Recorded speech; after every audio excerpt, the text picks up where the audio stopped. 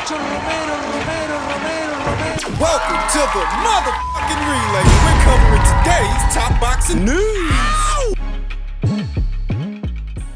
Okay, we'll start with this. Just added to the August 23rd MVP show in Florida, Nat No Love Dove will be returning to action against veteran journeywoman Randy Lynn Morales in a super flyweight bout scheduled for 6 rounds. Natalie's first fight since that hard-fought draw with another unbeaten up-and-comer like herself in Nayeli Rodriguez. I think both fighters really impressed. And a rematch between them could be even better down the line when both young fighters are more experienced. Nat Dove sports a professional record of 5 wins with no losses, 1 draw, 1 recorded knockout. 23 years old, an orthodox fighter. To Randy Lynn Morales, who sports a professional record of 5 wins with 5 losses, no draws, 3 recorded knockouts, having been knocked out 2 times in 10 professional bouts. She's just 1 fight away from having an upside-down record. 34 years old, also an orthodox fighter like Nat Dove is an orthodox fighter.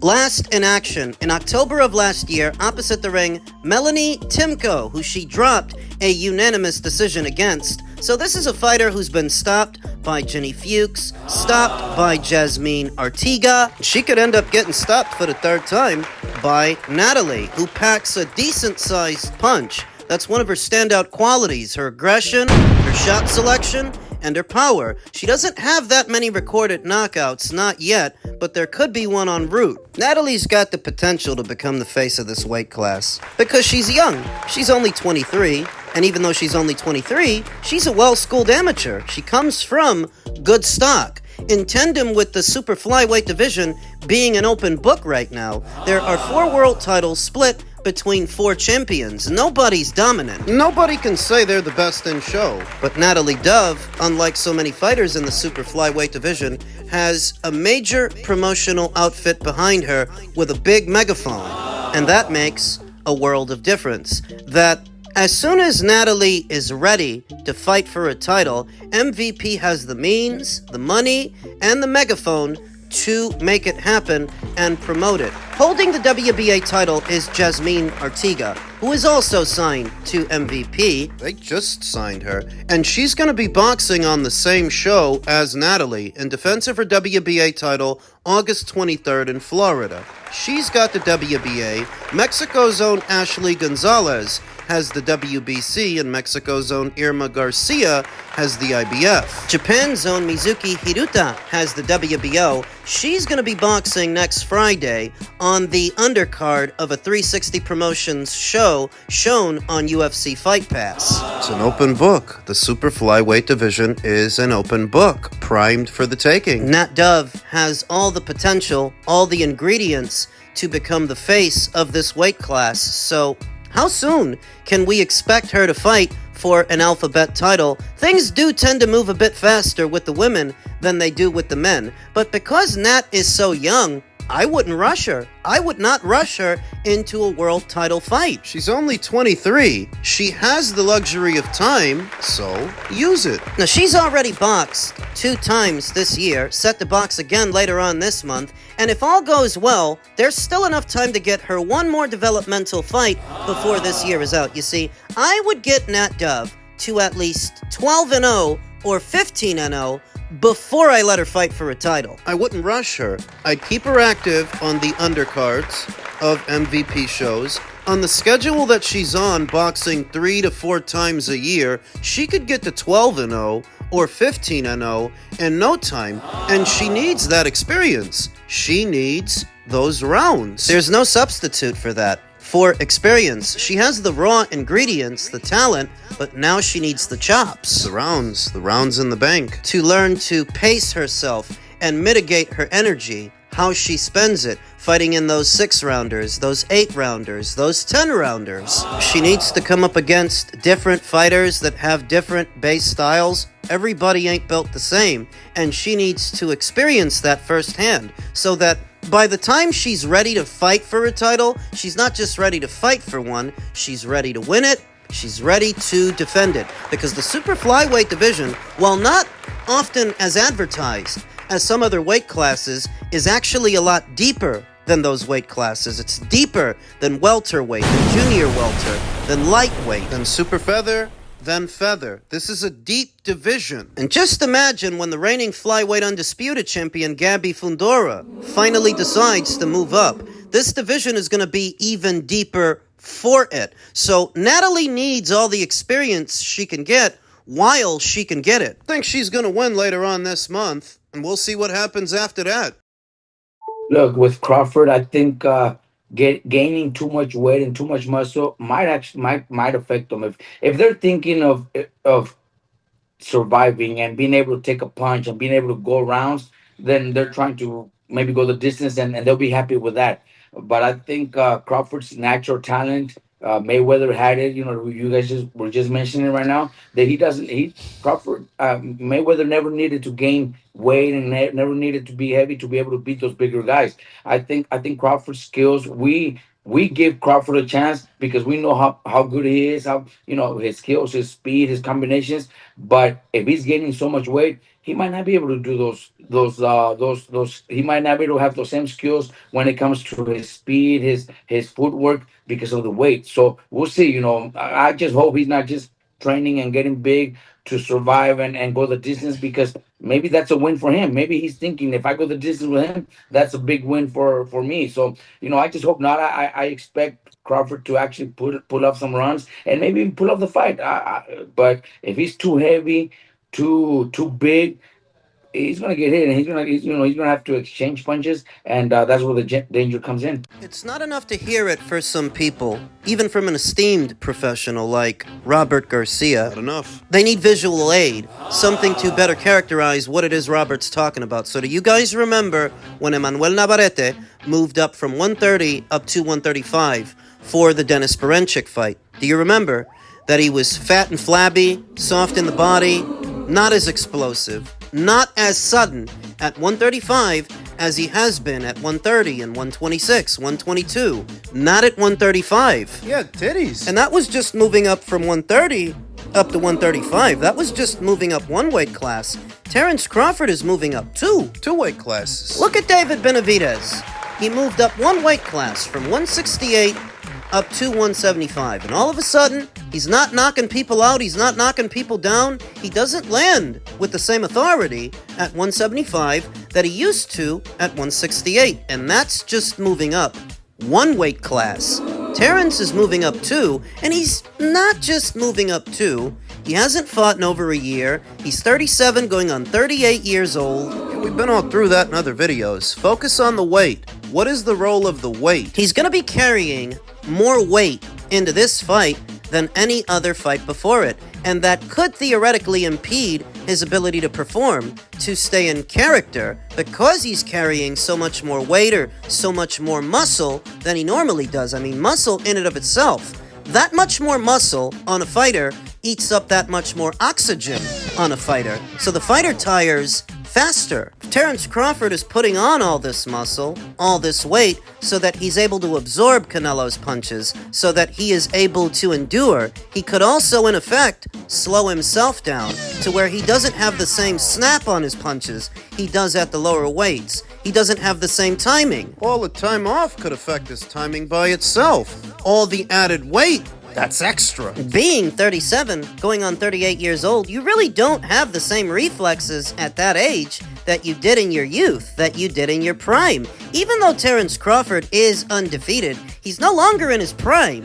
Not at this age. It's why there's so much of a burden on Canelo Alvarez to not only win this fight, but win this fight by way of knockout, because Terence is at a great disadvantage. Many disadvantages. That Canelo shouldn't just win, he should be able to stop him. I got a lot of pushback for saying that. That Canelo can't get the same credit if he wins that Terence would get if he wins, because Terence is at more disadvantages. That's what Robert is addressing. Here you have a guy who's putting on all this weight. All of a sudden, if it is your intention to move around and use the ring, like you normally do, it might be harder to do that because you're heavier. You're a lot heavier than normal. Robert Garcia is one of the few people I've seen make light of this, and it's not a coincidence that a professional trainer, a veteran trainer, would understand the role of weight in this contest, because some people think Terrence is superhuman. Rick Glacier does. Boxing insider Rick Glacier said, in talking to those around Terrence Crawford, he's preparing for Canelo like no other fight he's ever had.